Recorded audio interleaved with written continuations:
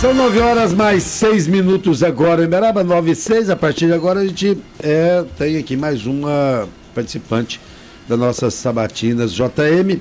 Bom, vamos esclarecer aqui as nossas regras, são o seguinte: a gente faz 2 blocos de 15 minutos. Os primeiros 15 minutos, depois a gente roda um intervalo e depois mais 15 minutos. O tempo de resposta é livre, à medida que o candidato ou a candidata responder, ela pode aproveitar melhor ou não o tempo conforme a conveniência do candidato, tá ok? Então é totalmente livre à medida que a gente for fazendo as perguntas. São 9 horas mais 7 minutos, então vamos disparar o nosso cronômetro. Candidata, a senhora tem colocado, muito obrigado por atender o nosso convite e participar dessa batina JM, a senhora tem colocado a extensão do programa Saúde na Hora para todas as unidades de saúde. Trata-se de um programa do governo federal lançado em 2018, em que contempla hoje 6 unidades de saúde em Uberaba. Quando a senhora coloca a questão de ampliar para todas as unidades, isso seria com os recursos do governo federal, do programa do governo federal, ou a senhora pensa em bancar essa extensão de horário? Bom dia. Bom dia, Genário, bom dia, Lídia, Gisele, a todos os ouvintes da Rádio JM. Agradeço também a oportunidade de estar aqui hoje e parabenizo o servidor público, que hoje é o dia do servidor público. Obrigado. Parabéns a todos aqueles que servem aos cidadãos uberabenses. Bom, a questão da extensão desse programa de saúde até às 10 da noite, né, que são os famosos postinhos de saúde, ali perto da casa das pessoas, a ideia é que a gente faça um trabalho para ampliar a promoção e a prevenção da saúde. Com que recursos nós vamos fazer isso? Com um diálogo grande com o governo federal, é claro, nós vamos buscar isso. Mas se não for possível, com uma boa gestão eficiente, nós vamos fazer render o dinheiro que tem aqui para poder viabilizar esse projeto. Porque a gente entende que quando a gente remedia, sai mais barato e muito melhor. Quando a gente previne, é muito mais barato do que remediar. E a proposta seria ampliar para todas as unidades de saúde da rede, para algumas unidades. Qual que é esse planejamento? Para todas, Gisele. A gente sabe que algumas já funcionam hoje, né? Mas a gente ampliaria isso para todas. Porque o objetivo e o nosso foco principal, né, como a gente trata a saúde como prioridade, é trazer a prevenção e a promoção da saúde. Tanto que a gente estende também a questão da saúde na escola, né? A gente trata dos alunos, das crianças, promovendo a prevenção também na escola, no lugar onde elas estão. Então, tratamentos odontológicos, prevenção, ensinar as crianças a escovarem os dentes, que não é nada novo, né, gente? É algo que já existia e deixou de existir. Então, com certeza, quando a gente investe na prevenção e na promoção, a gente barateia o custo da alta complexidade, que é o custo mais alto hoje dentro do orçamento da saúde. Você está falando em atender os postinhos até 22 horas. Nesse atendimento estaria também a área odontológica incluída, como já teve em alguns postos, algumas unidades básicas e hoje não existem em todas? Sim, Lídia, principalmente porque os trabalhadores vão até às 18, 17 horas trabalhando. E eles muitas vezes não têm a oportunidade de cuidar da sua saúde, cuidar dos seus dentes, porque o postinho mais próximo da casa dele fecha às 17 horas. Então é esse o objetivo, para que as pessoas possam se cuidar. E Elisa, você falou sobre a questão de melhor pensar os recursos, né? Melhor gerenciar os recursos. Uma questão que foi muito criticada foi o repasse, né, do gerenciamento das UPAs, do Hospital Regional, para terceiros e o custo desses contratos. Se eleita, você pretende manter? Você pretende trocar por um outro modelo? Como que você avalia essa questão do repasse do gerenciamento das UPAs e do Hospital Regional para terceiros? Eu sempre falo, Gisele, que nós temos que entrar e revisar todos os contratos. Revisar e fiscalizar. Quando você coloca a gestão terceirizada, se você não acompanha, você não consegue medir a eficiência disso. Então, nós vamos revisar primeiramente todos os contratos, analisar, fazer uma avaliação junto aos usuários também, porque tem muitos deles que já me reclamaram que não está sendo efetivo o serviço. Então nós vamos avaliar em conjunto, né, porque eu prezo muito o diálogo, e com a comunidade, com os profissionais, nós vamos chegar na melhor solução. Não posso falar que vou continuar ou que vou encerrar. Primeiro passo é entrar e revisar todos os contratos.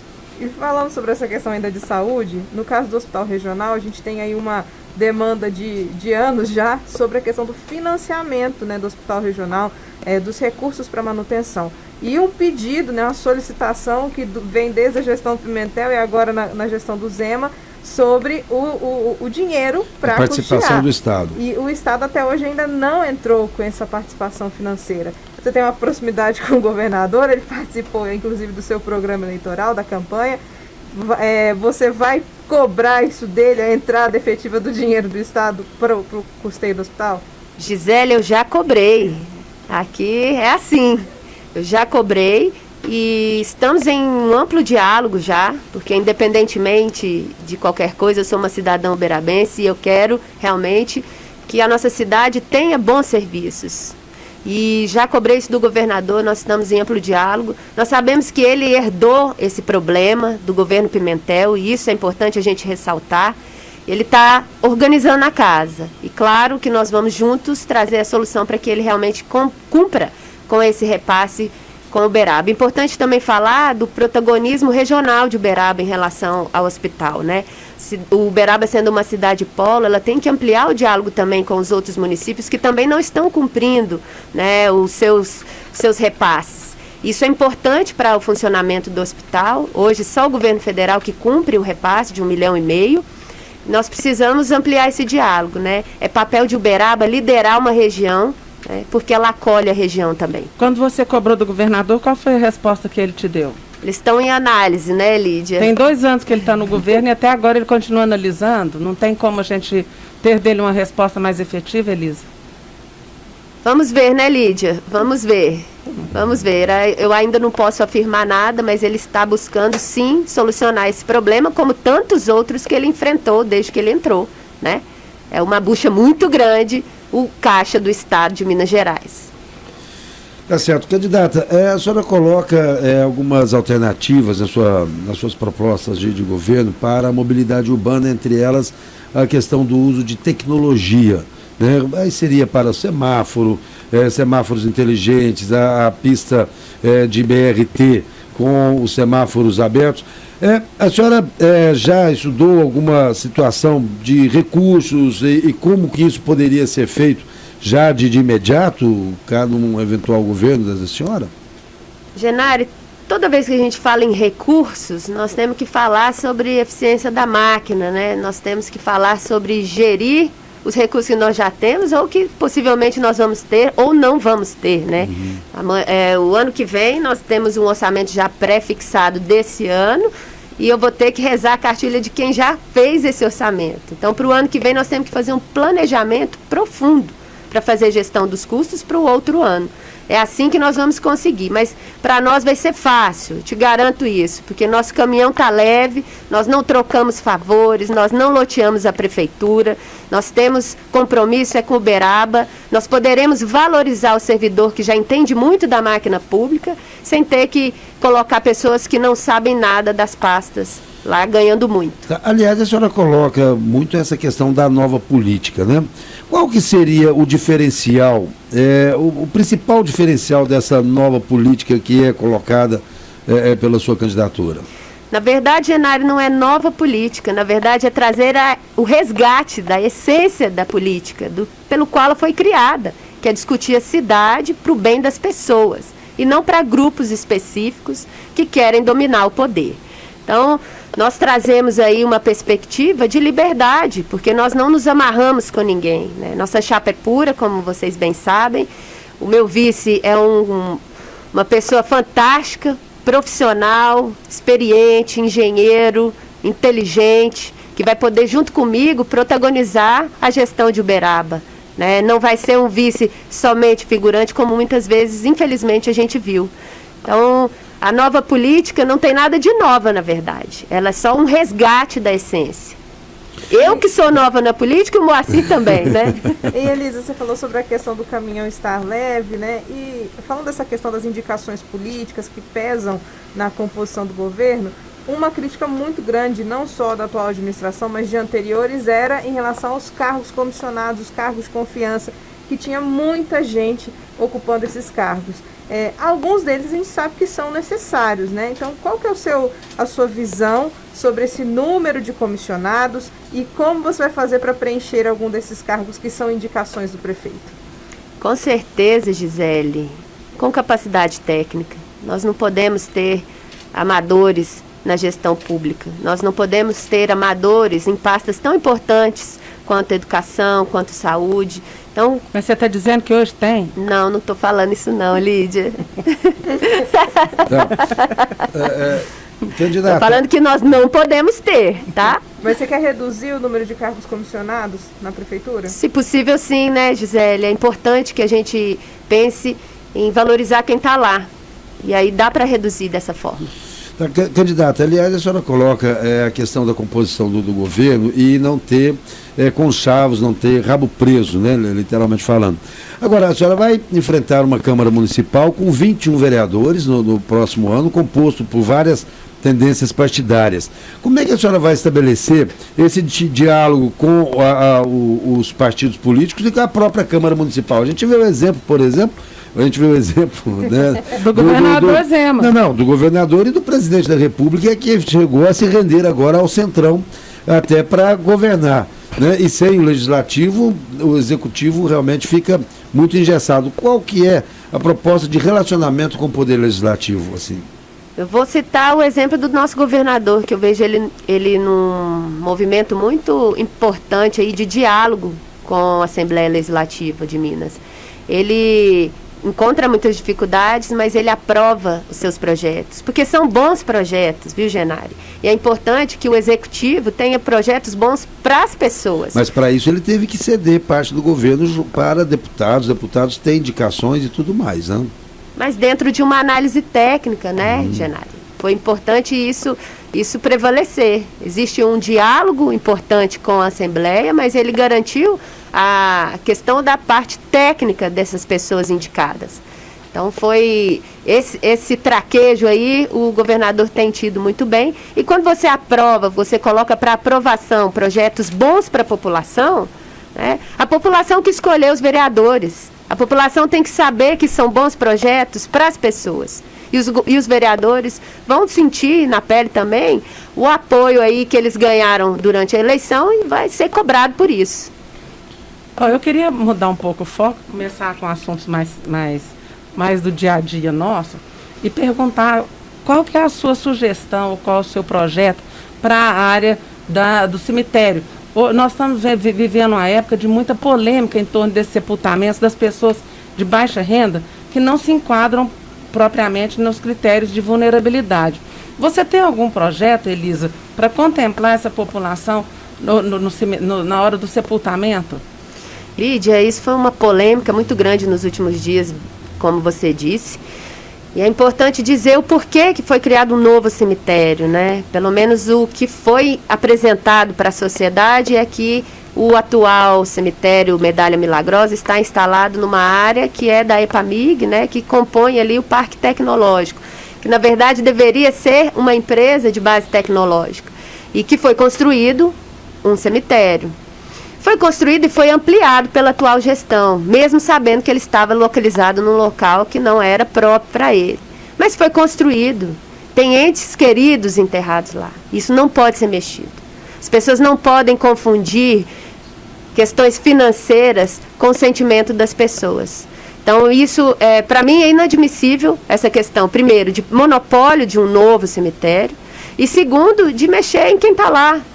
Mexe no sentimento das pessoas. Isso é muito triste, porque monopólio numa parte dessa que é num momento tão difícil da vida das pessoas, e você onerar a vida das pessoas, onerar o custo, né, para que as pessoas possam descansar aí em paz, é muito triste isso. Eu fico muito sensibilizada com as famílias que lá estão. Você pretende rever esse contrato de concessão do Cemitério Parque? Sim. Primeiro ponto é rever esse contrato. E qual que é a solução imediata para combater esse problema que foi colocado aí? Faz um acordo com o Ministério Público e troca outra área. É simples. Não precisa complicar, não precisa monopolizar o mercado. Né? Não entendi. Você pretende, então, fazer um quarto cemitério? Não. Manter o Medalha porque onde está. a área onde está instalado o Medalha, ela é da EPAMIG dentro do Parque Tecnológico. Ela sai de lá e a gente pega outra área para conceder para essa funcionalidade. Seria uma troca, uma permuta. Exatamente. Junto com o Ministério Público, para ficar bem ajustado de forma legal. E aí o Medalha, você pretenderia fazer algum tipo de ampliação? Até ontem o Lerim falou sobre a possibilidade da verticalização desses cemitérios que já existem. Você acha que pode ser uma possibilidade? É uma possibilidade. Existem profissionais da área aí que defendem essa ideia, mas isso é preciso dialogar com a comunidade para ver o que a comunidade realmente... Nós voltamos aqui com a nossa entrevista com a candidata do Solidariedade, Elisa Araújo, disparando o cronômetro, por favor. Candidata, para a educação, a senhora tem colocado aí a questão do piso salarial e valorização dos professores, né? Qual seria mais, em termos de diferenciais? Hoje uma grande demanda para a educação seria aí o fim das contratações temporárias e a efetivação de mais concursos para professores efetivos. A senhora, como está a sua proposta para essa área? Primeiro, quando se fala de piso salarial, é importante dizer que nós temos que cumprir a lei federal, que garante aos educadores que o piso seja pago, né? Então, se é lei, tem que cumprir. Quando a gente fala de contratações, nós temos que levar em consideração também, e sobre essa questão do piso, os orçamentos. Em 2019, foram 245 milhões de reais gastos na educação. Em 2020, 322 milhões. Então, quer dizer que teve um acréscimo de 77 milhões de reais do orçamento de um ano para o outro, sendo que para cumprir o piso, pelas contas que nós fizemos, seria em torno de 30 milhões. É preciso novas escolas surgiram também, candidata. Como é que faz? Teve que contratar mais pessoal. Sim, mas para cumprir aqueles que já estavam, né, a gente estima aí que seriam em torno de 30 milhões. É preciso priorizar o professor.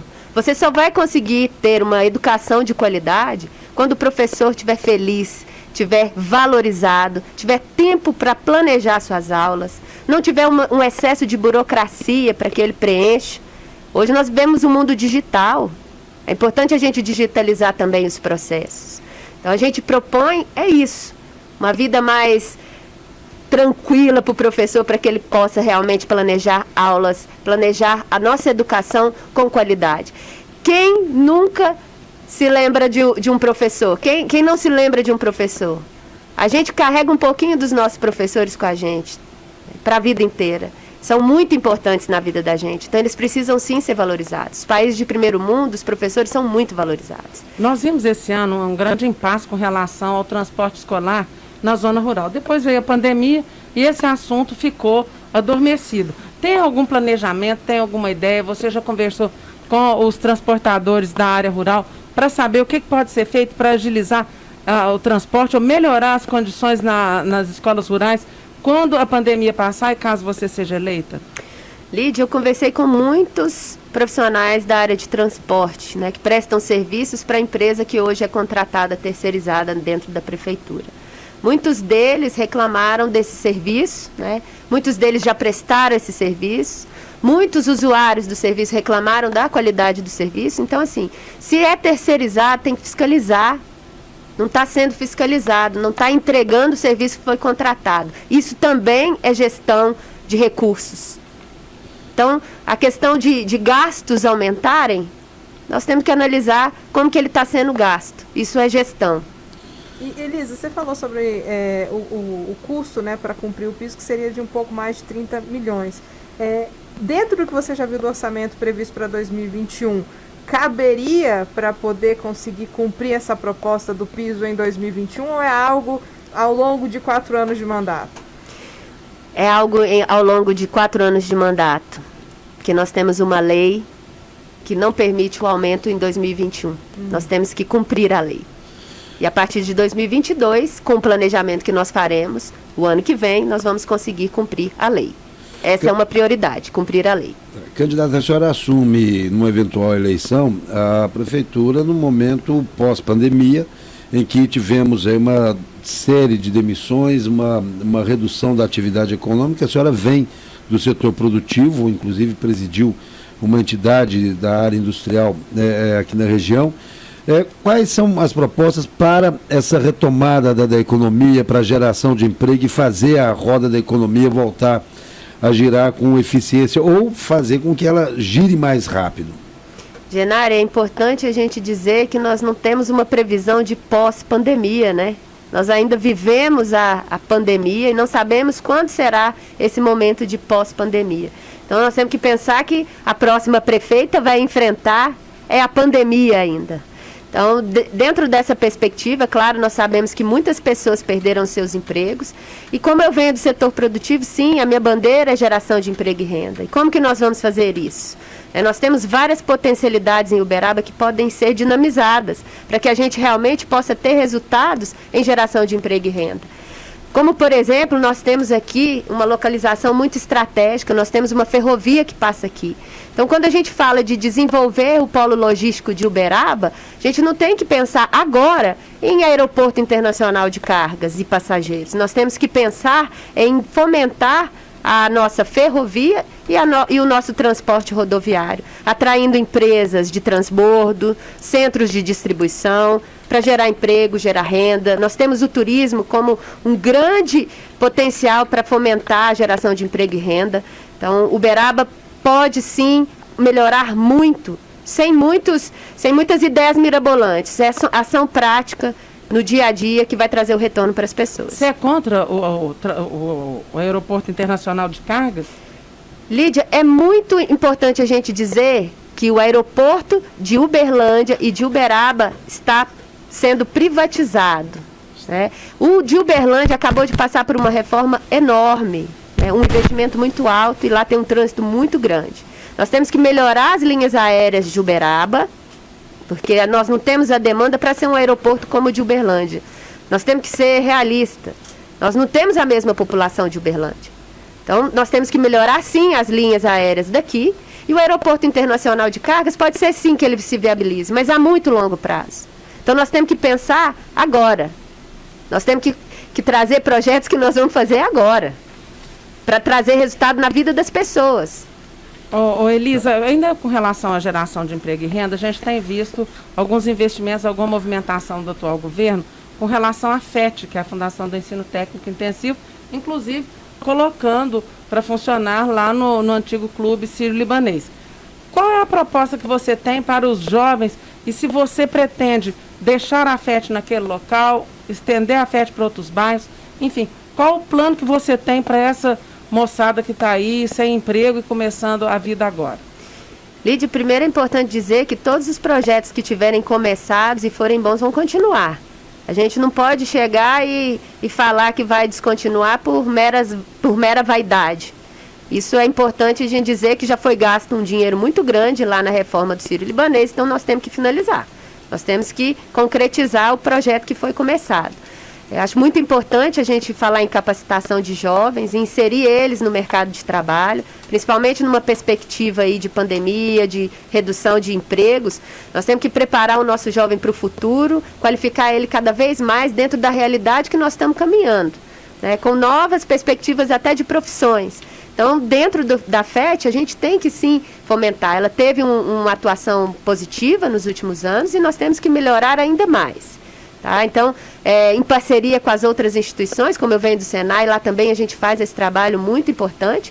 Então, nós vamos continuar em parceria com as instituições, com as empresas, aproximar para inserir de forma mais efetiva esse jovem que lá é preparado dentro do mercado de trabalho e possa ajudar suas mães, nós estamos seus pais. Hoje com uma dificuldade grande de emprego para os adultos, né? De que forma nós podemos incentivar as empresas a inserirem esses jovens no mercado de trabalho? Qualificação, Lídia. Qualificação e muito diálogo com o empresariado. Não tem outra forma da gente trazer políticas públicas para melhorar qualquer situação se a gente não tiver diálogo. Diálogo vai ser a base do nosso governo. Então você vem de uma entidade classista patronal. Como é que vai ser o diálogo com os sindicatos de trabalhadores? Inclusive o sindicato dos servidores públicos. Tranquilo, Genari. Quando a gente pensa coletivo, a gente consegue dialogar com todo mundo. Elisa, falando sobre essa questão de investimentos, o próximo prefeito, ele vai assumir aí com um desafio que é um deadline do dia 31 de julho de 2021 em relação à implantação da infraestrutura básica da ZPE. Se não fizer os 10% das obras iniciais, Uberaba pode perder aí essa ZPE. Você tem um compromisso, se eleita, de concluir essas obras para que possa viabilizar a vinda de empresas para essa ZPE? Sim, Gisele. A ZPE é muito importante para a nossa região. É muito importante para Uberaba, que nós temos um porto seco aqui. Então é importante a gente viabilizar a ZPE. E ela já está aí sendo idealizada e pensada, enrolada há 10 anos. Então é importante a gente viabilizar de fato, né? Foi entregue a documentação e agora falta a estrutura, que é o que custa o dinheiro. Então nós temos que viabilizar isso. Nós temos que correr atrás de resolver esse problema, nem que seja em parceria com a iniciativa privada. Já tem uma proposta, já tem um projeto, você já tem alguma ideia do que fazer para poder viabilizar a ZPE? Como eu disse, Lídia, se não tiver recurso público, nós podemos fazer uma parceria com a iniciativa privada. Não, você tem noção de qual que é o valor? Não tenho noção de qual é o valor. Não tenho noção de qual é o valor, mas eu conheci muitas ZPEs, inclusive fora do Brasil, e sei que com a iniciativa privada é possível viabilizar ela também. Tá certo. Para a área de segurança pública, nós estamos vivendo nesse momento agora de implantação do Cidade Vigiada. Né? A senhora coloca algumas vezes a situação do meio rural também, inclusive com compromisso de estender para o meio rural a implantação de câmeras também. Como poderia ser feito isso, candidato? Genari, primeiro eu queria ressaltar que o Cidade Vigiada, ele foi idealizado por um grupo da sociedade civil chamado Acordo Uberaba, há muitos anos atrás, que tinha já feito um plano de implantação desse programa e que custava 3 vezes menos. Então a gente tem que dar a César o que é de César, né? Nós temos que valorizar quem idealizou esse projeto lá atrás e que eles é que têm o mérito. Hoje está sendo implantado sim, mas eles tiveram o mérito de idealizarem, de buscar informações fora e trazerem o projeto. Bom, em relação à entrega dele no meio rural, existe tecnologia para isso. Existe tecnologia para isso. A gente sabe que hoje o meio rural, os bairros rurais, eles estão abandonados, não tem infraestrutura, não tem pavimentação. Né? Tem muitos moradores lá do meio rural que pagam COSIP, pasmem, e não tem energia na porta da sua casa. Isso é um absurdo. Né? Não tem infraestrutura de rede de esgoto. Então é preciso ser incentivado o uso de biodigestores, né, para cuidar do meio ambiente também. Então, como que nós vamos levar para lá? Com a tecnologia. Tecnologia existe para isso e nós vamos levar. Também em parceria com a Guarda Municipal, a gente vai criar a Guarda Rural, porque isso é um pleito do Sindicato Rural. Eu estive lá ontem e eles pediram isso e nós vamos viabilizar. Seria criar um braço da Guarda Municipal rural, seria isso? Exatamente. Como já tem hoje na delegacia da Polícia Civil, tem uma delegacia rural. Aí a Guarda Municipal iria atuar junto, seria mais ou menos isso? Ia atuar junto. Falando sobre questões do cotidiano, né, como a Lídia falou, abastecimento de água. A gente teve alguns problemas aí esse ano também. É claro que tem o projeto da represa lá do Rio Uberaba, mas essa represa, se acontecer outro descarrilamento, né, como aconteceu no caso lá da FCA, ela também fica um pouco prejudicada. O que a senhora já pensou, né, para essa questão do abastecimento? Qual seria o plano B para Uberaba não ficar sem água? Esse foi um problema muito sério, né, que acontece vários anos. Esse ano ele ficou ainda mais ressaltado, porque é um ano eleitoral, né? Então esse tema ele vai permear todas as discussões. Então é importante dizer que hoje você tem números que provam isso, que nós temos 36% de perda de água na distribuição. Então você pode tirar água de onde for, aumentar o quanto for. Se você estiver desperdiçando a água, você não vai entregar. Né? Além do que, você está prejudicando a natureza também. Então, perda precisa ser estancada. A gente precisa tratar essas tubulações antigas, essa área, fazer um mapeamento profissional completo em Uberaba e fazer metas de redução dessa perda de água. É uma das maiores perdas do Brasil. Tá, mas e proposta para captação, tratamento, distribuição para a cidade? A senhora tem... Hoje os reservatórios, Genari, eles estão em sequência, né? Enquanto não enche o primeiro, não enche o segundo, e o da ponta naturalmente vai faltar. É preciso fazer uma reengenharia desse processo de distribuição. E também a gente pode furar poços profundos em algumas localidades, né? Porque nós temos aqui o aquífero Guarani. E o aquífero Guarani, ele é potente em água, mas não vai suprir sozinho. Nós precisamos reengenhar essa distribuição. Pretende buscar água no Rio Grande? Não, Lídia, é muito caro no momento. Tá certo. Encerrando, a senhora ainda tem mais 20 segundos aqui. Ainda nesse campo de captação, a represa da Prainha deve contemplar por algum tempo? Nós temos que viabilizar ela primeiro, né? Ela custou 42 milhões de reais, né? De um fundo perdido, ok? Mas ela precisa realmente trazer o retorno desse investimento para a população. Candidata, muito obrigado pela sua entrevista, obrigado pela sua participação e sucesso na sua campanha. Muito obrigada pela oportunidade, obrigada a vocês três pela sabatina. Eu espero conquistar aí a confiança de todos os uberabenses até o dia 15 de novembro e que eles apertem o 77 e confirmem com gosto.